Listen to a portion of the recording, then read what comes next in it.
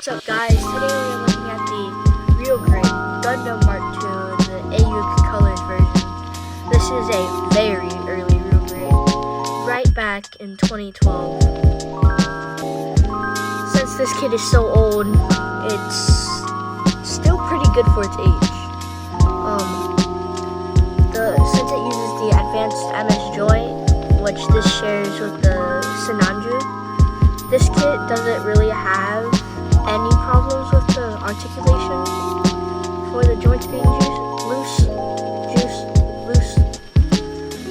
You can see the arm is fine. The leg doesn't really droop unless you like force it to droop. But yeah, it's a really stable kit. I'd say it's about your average size Gundam. It's your average size Gundam. So we have the Dom test type and then the high grade EZ8. So they're all about around the same height for being the 1-year warsuits, which were all relatively around 18 to 20 meters in height. But yeah, this is pretty average. So we have a lot of high grades, real grades, maybe master grades, like late UC master grades, since the late UC mobile suits were really short, this would definitely fit in right at home. But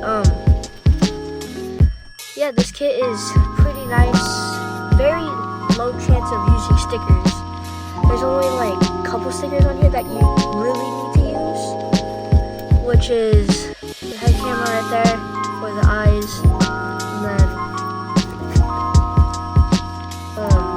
on the rear head camera right there. And then as optional, you have the whole manual of sticker sheets or stickers.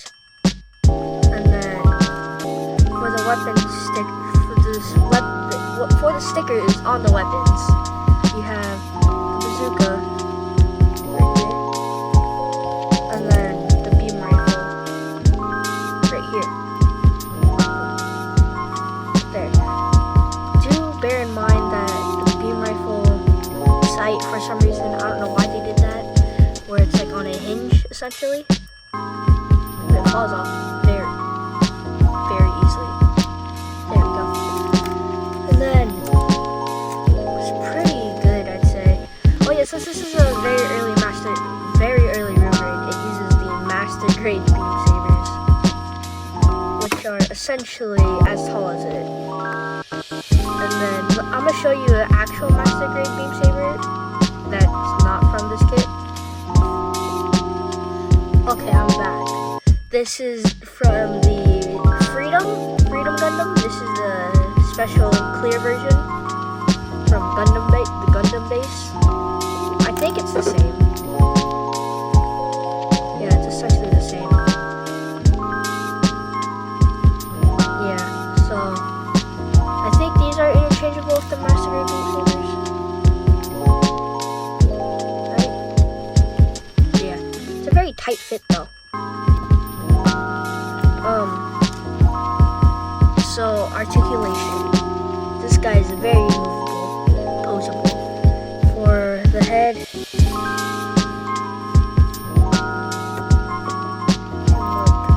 up, down, left, right, 360. His beam sabers are on a ball joint, on 2 hinges and a swivel. His shoulder pads go up all the way without breaking. Up about this much, and then the arms can go almost all the way up.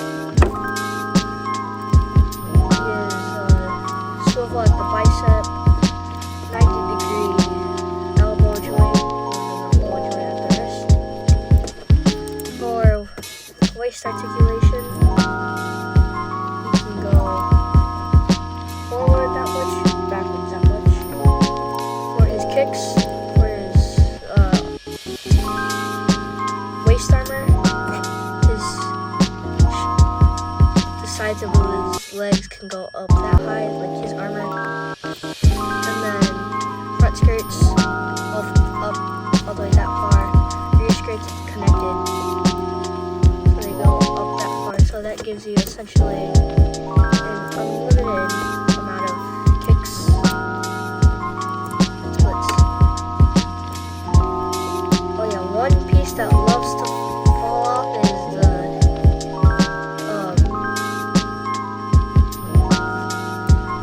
the little bell things on the backpack. And then for the knee, it's a 90-degree bend. Almost a 180-degree bend. As for the feet, they can go really far, like this far forward, this far back. Sometimes whenever you hyperextend the leg, right here, this peg right here, it could fall off.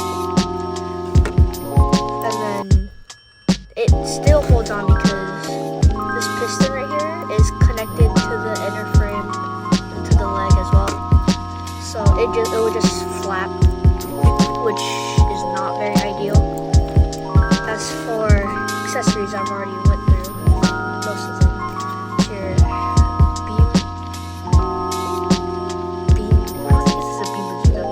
you got your standard bazooka, and beam rifle, your Vulcan pods with the antenna. Got your shield, and then hold on, and then you got 4 E-caps, including the one that's on the beam rifle. 2 extra cartridges for the bazooka. And then you got this thing. I don't know what this is supposed to be, but it can go on the shield like that.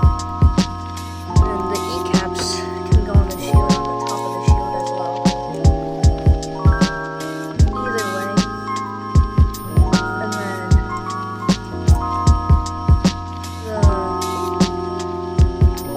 the cartridges, I don't know where they go. Oh, I think they go here. Yeah, they go on the side skirt.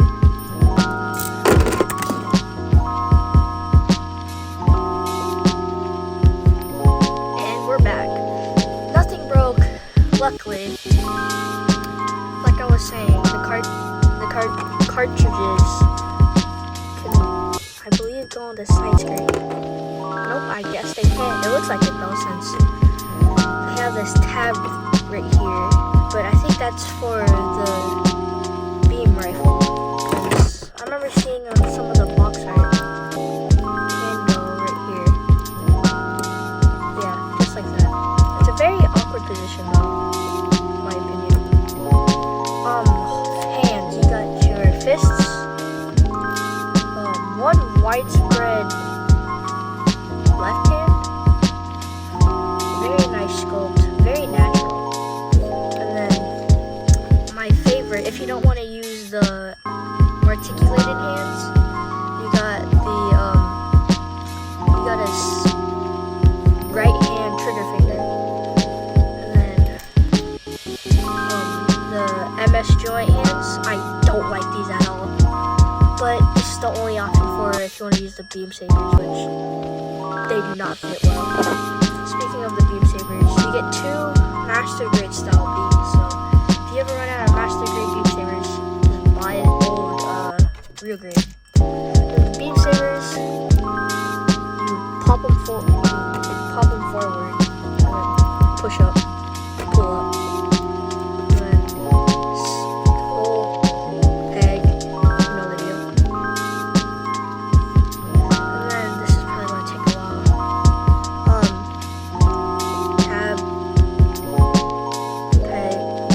Tab, peg, insert the peg into the tab. I'm trying to line everything up. I mean, it does its job. Let's try to see if it balances with the beam saber still on. See if it holds is the correct terminology. and it holds. Why does it hold now? Before this review, I was just messing with the kit. The beam saber would not stay in the hand whatsoever. I just realized I'm gonna cut that nub off. I'll do it later. But yeah, so your real grade articulated MS-20 hands. These three are together on that singular ball joint, and they bend together. This is like your trigger finger. It's your normal master grade trigger finger, and then same with the thumb.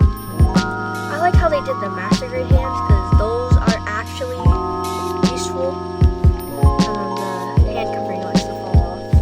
And then last but not least, you got your base adapter, which does its job, but I lost my actual connection for the base adapter. And this kit, for being an very early real grade, this is essentially comparable with an age to the first real grade Gundam. Now we have the 2.0, and then the Zaku's, which I feel like shouldn't need a 2.0 since the Gundam got a 2.0. But from what I've heard about all the early real grade Zeta grenade are essentially a walking grenade. This is surprisingly very sturdy so far. I've had this kit for about like a week or two. It's amazing. Recommending it 100%. This kit is amazing. I think this kit I got from my local hobby store was about $35-ish. And then yeah, I'd say it's completely worth it. These right here are actual pieces of plastic. Like the green right here. Very nice. This kit, an easy 9 out of 10. Maybe 10 out of 10. It's not actually no, not a 10 out of 10. It's a 9 out of 10. It's really good for its age. And yeah, this is me signing off. Bye.